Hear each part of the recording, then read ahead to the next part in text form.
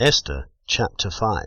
And it came to be on the third day that Esther put on royal apparel and stood in the inner court of the sovereign's palace, in front of the sovereign's house, while the sovereign sat on his royal throne in the royal house, opposite the entrance of the house. And it came to be, when the sovereign saw Sovereigness Esther standing in the court, that she found favor in his eyes, and the sovereign held out to Esther the golden scepter which was in his hand. And Esther went near and touched the top of the scepter. And the sovereign said to her, What is it, Sovereigness Esther, and what is your request? Up to half my reign, and it is given to you. And Esther answered, If it pleases the sovereign, let the sovereign and Haman come today to the feast which I have prepared for him. And the sovereign said, Get Haman at once, to do as Esther has said.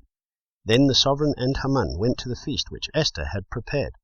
And the sovereign said to Esther at the feast of wine, What is your petition, and it is given you? And what is your request?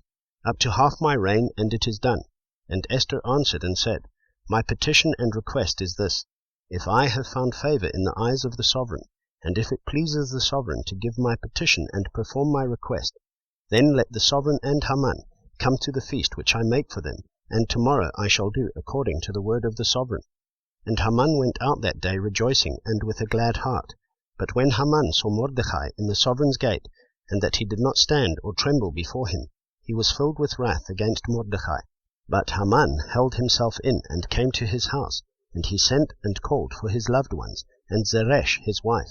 And Haman recounted to them the esteem of his wealth, and his many sons, and in all which the sovereign had promoted him, and how he had exalted him above the officials and servants of the sovereign.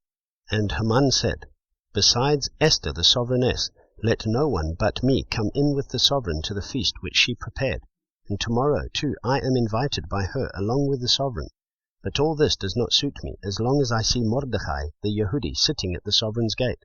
So his wife Zeresh and all his loved ones said to him, Let a wooden structure be made, 50 cubits high, and in the morning speak to the sovereign that Mordecai be hanged on it, and go with the sovereign to the feast rejoicing.